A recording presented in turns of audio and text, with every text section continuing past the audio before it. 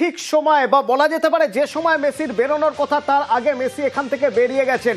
তবে আমার ধারণা ইরন যতটা কষ্ট পেয়েছেন এখানকার মানুষ মেসিকে না দেখতে পেয়ে, মেসিও হয়তো ততটাই কষ্ট পেয়েছেন। তিনি পৃথিবীর এত জায়গা ঘুরেছেন, এত দেশ দেখেছেন, এত শহর ঘুরেছেন, কোনো জায়গায় বোধহয় এইরকম পরিস্থিতির সম্মুখীন হতে হয়নি। কে দায় তো কাউকে নিতেই হবে। যারা রাত জেগে, যারা দিনের পর দিন স্বপ্ন দেখেছেন, এত টাকা দিয়ে টিকিট কেটেছেন, কি বলছেন তারা দেখবেন, শুনবেন। তারা হতাশ, ক্ষোভ, হ্যাঁ মানুষের মধ্যে ক্ষোভও আছে, আর কিছু মানুষের মধ্যে আছে হতাশা, আফসোস, কষ্ট পাচ্ছেন। তারা তো মেসিকে দেখতে এসেছিলেন। কি দেখো, পুলিশকেই তো দেখলাম আমরা, পুলিশকে দেখেছি আমরা, মেসিকে দেখিনি আমরা, কিচ্ছু দেখা যায়নি। হতাশ আপনি বলে বুঝতে পারবেন না। 3 বছরের খাটনি আমার ওয়েল্ড গেছে। আমি 15 বছর বয়স থেকে আমি টাকা জমিয়ে দুর্গাপুজো, কালী পুজো আমি স্কিপ করে আমি মেসিকে দেখতে এসেছিলাম। সব ওয়েল্ড গেছে। অলসো আমি একজন স্টুডেন্ট, আমি আমার বাবার জন্য সেই টিকিটটা কেটেছি, ভিআইপি টিকিট 14,000 টাকা দিয়ে আমি কেটেছি। আমার সবকিছু ওয়েল্ড গেল, ইমোশন নিয়ে খেলেছে, আর কিছু না।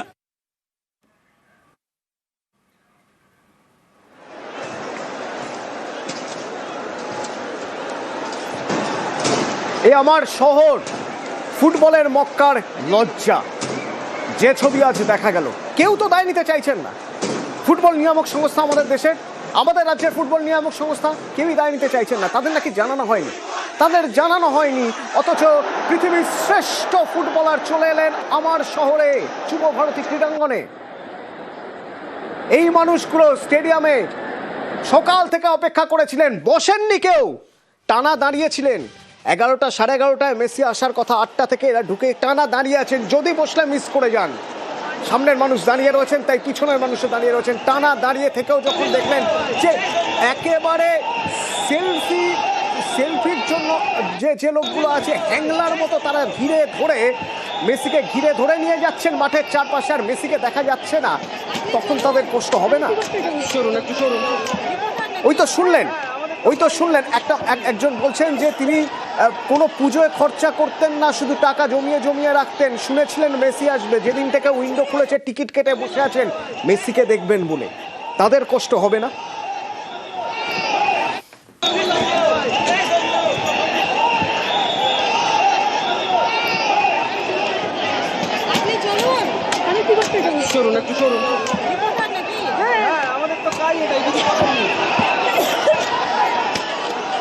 অনেকটাই হতাশ হলাম, অনেকটাই।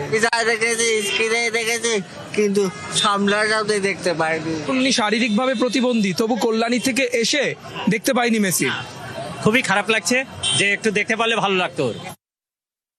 মেসিকে যারা দেখতে আসেনি তারা কি এখন এই ছবির সঙ্গেই সেলফি তুলছে? কিছু করার নেই, এবার মানে যতটুকু আমি আশা জগা না, সেলফির অনেক টাকা, লাখ লাখ টাকা চাওয়া হয়েছে সেলফি তুলতে গেলে। সে ভরসা মানুষ করেননি, সেই চেষ্টাও করেননি।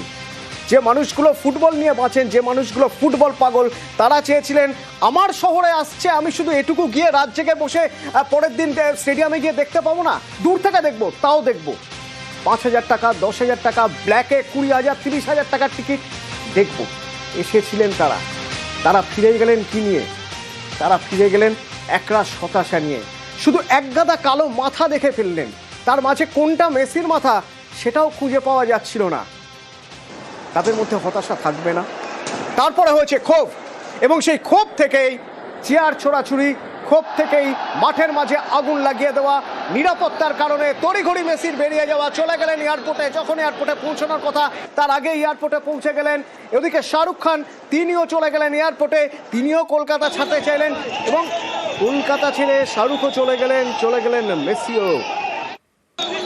কিন্তু যে পরিস্থিতি মাঠের হয়েছিল, দ্রুত নিরাপত্তা বাড়ানো হয়েছিল এয়ারপোর্টে। তখন সেখানে ছিলেন আমার সহকর্মী অনুপ। অন্যান্য দিন অনেক ভিভিআইপি তাদের এয়ারপোর্টে, তাদের সিকিউরিটির ছবি তুমি দেখেছো, তাদের নিরাপত্তার ছবি তুমি দেখেছো।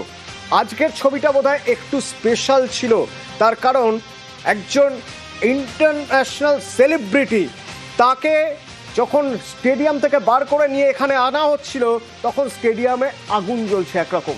স্বাভাবিকভাবেই এখানে নিরাপত্তা আরও বাড়ানো হয়েছিল। কি হয়েছিল এয়ারপোর্টের অন্দরে একটু জানতে চাইবো তোমার থেকে।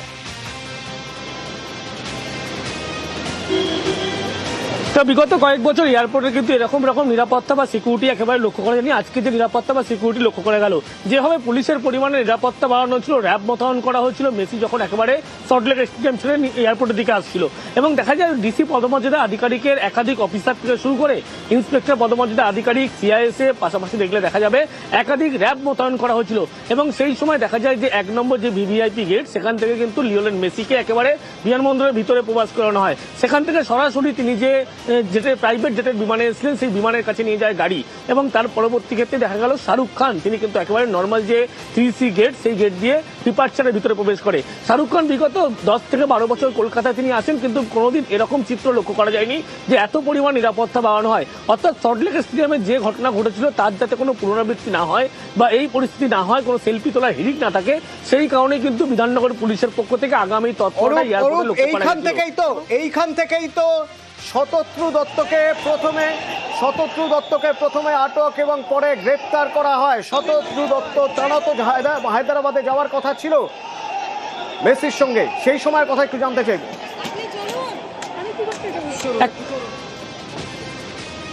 একেবারে মেসি যখন একেবারে নির্ধারিত সময়ের আগে এয়ারপোর্টে প্রবেশ করে, সেই সময় কিন্তু তার সঙ্গে শতদ্রু দত্ত, তিনি কিন্তু যে মিটিংটা একেবারে অর্গানাইজার ছিলেন, উদ্যোক্তা ছিলেন বলা চলে, তিনিও প্রবেশ করেন। এরই পরবর্তী ক্ষেত্রে লক্ষ্য করা যায় এই যে এয়ারপোর্টে যখন তিনি একেবারে ডিপার্চার গেটের পাশাপাশি মেসির যখন বিমানের কাছে পৌঁছন, মেসি, ডিপল সহ তার যে সতীর্থ সুয়ারেজ তারা যখন বিমানে উঠছেন, সেই সময় কিন্তু সেখানে লক্ষ্য করা যায় যে শতদ্রু দত্ত তিনি দাঁড়িয়েছিলেন, এবং সেখানে পুলিশের পক্ষ থেকে তাকে কিন্তু সেখান থেকেই আটক করা হয়। 2 ঘন্টা আটক করে দীর্ঘ জিজ্ঞাসাবাদের পরে তাকে গ্রেপ্তার করা হয়েছে। তার কারণ এই যে অর্গানাইজার হিসেবে তিনি যে মূল উদ্যোক্তা ছিলেন, তার পাশাপাশি দেখলে একাধিক তার বিরুদ্ধে কিন্তু অভিযোগ উঠে আসছে, একাধিক বিভিন্ন রকম কারচুপির অভিযোগ উঠে আসছে, এবং একাধিক বিভিন্ন রকম প্রতারণার ঘটনার বিভিন্ন তথ্য পুলিশকে একাধিক লুকিয়েছিল তথ্য।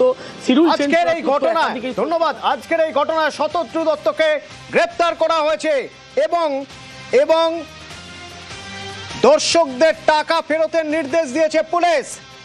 টাকা ফেরত যদি না দেওয়া হয় তাহলে আইনি পদক্ষেপের হুঁশিয়ারি দিয়েছে পুলিশ।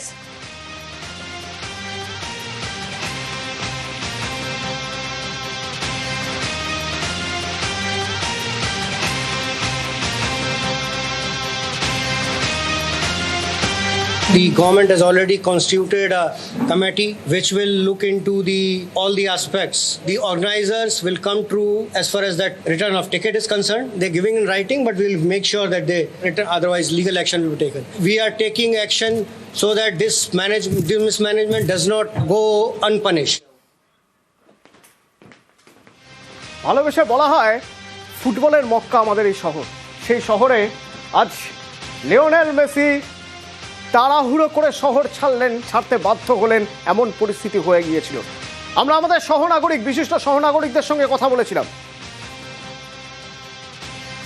শুনুন। দিস ইজ হাই টাইম আমরা একটু ডিসিপ্লিন হই, রাইট? আমাদের বড্ড ইনডিসিপ্লিন হয়ে গেছি আমরা, খুব বেসিক ডিসিপ্লিনের অভাব হয়ে যাচ্ছে চারিদিকে। কোথায় কি ল্যাপস হয়েছে, খামতি হয়েছে, সেটা সবাই জানেন। সেটা ভালো করে বুঝে নিয়ে সেটুকু সরিয়ে দেওয়ার মতো কাজ ভবিষ্যতে করলে আমাদেরই মুখোজ্জ্বল হবে, আর কিছু না। একটু দুঃখের তো বটেই, কারণ বাংলা কিন্তু বা আমাদের দেশ এরকম নয়, কখনো কখনো ঘটে যায়। কারণ এরকম যে নয় তার কারণ একই দিনে মেসির যখন এই ঘটনাটি ঘটেছে তখন একটা অবিস্মরণীয় একটা অনুষ্ঠান কালকে হয়েছে, সেখানেও ভর্তি লোক ছিলেন। এটা খুবই আনফর্চুনেট ঘটনা। আশা করি এই ঘটনা আর কোনোদিন ঘটবে না। আমাদের ভারতবর্ষের যে সুনাম, সেই সুনামটা নিশ্চয়ই থাকবে। হয়তো অর্গানাইজার বুঝতে পারেননি এত বড় একটা ব্যাপার এটা এইভাবে হয়ে যাবে।